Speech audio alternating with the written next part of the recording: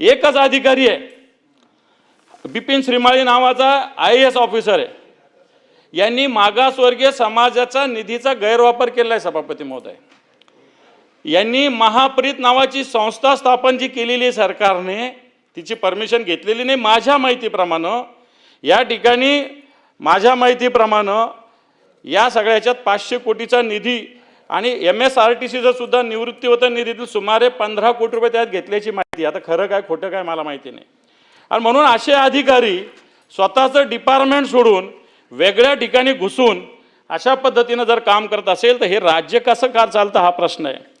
आज हे सगळं होत असताना समाजामध्ये न्याय देणं हे सगळं काम असताना ज्या पद्धतीनं काम चालू आहे सभापती महोदय, ठाण्यामध्ये कल्याण महानगरपालिकेनं बुद्धभूमी फाउंडेशन आहे, मागच्या जवळपास 80-90 वर्षानं तिथं आहे.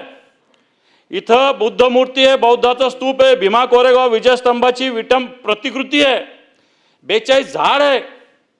सभापती महोदय, कल्याण महानगरपालिकेनं सगळं तोडून टाकलं. वेगवेगळे नाव घेऊन वेगवेगळ्या योजना घेऊन अशाच पद्धतीनं काहीतरी नवीन करायचं आणि या सरकारला चुना लावायचा. सभापती महोदय, हे मोठे मोठे शहरं असतील, छोट्या शहरामध्ये सुद्धा नगरविकास मागे नाही. मी फक्त मुद्दाम 2-3 केस स्टडी म्हणून एक अहमदपूर नगरपालिका, भूम नगरपालिका आणि दिंडोरी नगरपालिकेचे माझ्याकडे वेगवेगळे प्रकार आहे सभापती महोदय. आता दिंडोरीला तर हाईट आहे सभापती महोदय, सरकारने निधी दिला, याच्यात महापालिकेचा सुद्धा हिस्सा असतो. सरकारचा जसा हिस्सा येतो तसा नगरपालिकेचा हिस्सा टाकावा लागतो. इथली नगरपालिका एवढी दिंडोरीची पुढची आहे, तिनं सरकारचा हिस्सा यायच्या आधी सगळे पैसे देऊन टाकले सभापती महोदय. बाकीच्या नगरपालिकेकडं पैसे नाही, परंतु या नगरपालिकेकडं मोठे निधी आहे. आणि म्हणून हे राज्य आत्ताच्या घडीला सगळ्या स्तरावर जर बघितलं तर नुसतं जाहिरातीमध्ये गुंतलेलं आहे. कर्जमाफी अजून झालं नाही, पण सगळ्या बसवर कर्जमाफीच्या जाहिराती लागल्या. कर्जमाफी अजून झाली नाही, 1 रुपया आलेला नाही सभापती महोदय, पण कर्जमाफीच्या जाहिराती सगळीकडे लागलेल्या आहे. अजून शेतकऱ्याच्या खात्यात रुपया आला नाही, परंतु कर्जमाफीच्या जाहिराती सगळीकडे सभापती महोदय लागलेल्या आहे. आणि म्हणून मी जास्त न बोलता एवढंच बोलेल, कशाला धरता सत्तेचा अभिमान, इथे जनताच्या दुःखाला नाही रे वाव. फक्त कागदावरती चालतात योजना, प्रत्यक्षात मात्र फक्त भ्रष्टाचार आणि घाव अशा प्रकारची स्थिती सभापती महोदय.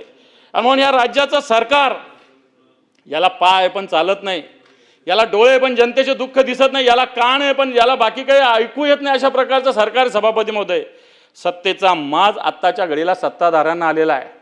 आणि म्हणून नगर विकास विभाग असेल, कायदा सुव्यवस्था असेल, या सगळ्या विषयात भ्रष्टाचारानं थैमान घातलेलं आहे. कॉन्ट्रॅक्टर असोसिएशननी स्वतः सांगितलं की आम्हाला 54% रुपये वाटावं लागतात. 54%. मी संभाजीनगरला राहतो, आमच्या महापालिकेत कॉन्ट्रॅक्टर असोसिएशननी कमिशनरला पत्र दिलं की आम्हाला कसे वाटावं लागतात. इथं 2%, तसंच मंत्रालयात सुद्धा 54% द्यावं लागतात. अशा प्रकारची स्थिती सभापती महोदय. आणि म्हणून आत्ताच्या घडीला या राज्याची कायदा व्यवस्था अतिशय देशोधडीला लागलेली अशा प्रकारची स्थिती. सामान्य माणूस जीव मुठीत धरून जगतो या राज्यातला. भ्रष्टाचार पावलं पावली आहे. नगर विकास विभागाचा वेळ तर नगरपालिका असेल तर महापालिका असेल, सगळ्या ठिकाणी भ्रष्टाचाराशिवाय कोणतंच काम होत नाही सभापती महोदय. महसूल विभागामध्ये साध्या लोकांना 7-12वर चेंज करायला, 7-12वर मला असं वाटतं नोंद घेण्यासाठी 10-10 चक्रा मारावं लागतात. मोठे काम होत असेल, पण छोटे काम अजून सुद्धा होत नाही. तहसीलदाराच्या दारात 50 वेळेस जावं लागतं. अशा प्रकारची सभापती महोदय स्थिती आहे. आणि म्हणून या 259 प्रस्तावाच्या निमित्तानं सरकारने ही ढासळलेली कायदा सुव्यवस्था असेल, ही महसूल यंत्रणा असेल, नगर विकास विभागातला भ्रष्टाचार असेल, मला असं वाटतं याच्यामुळे जनतेचं जीणं हलाखीचं झालेलं आहे.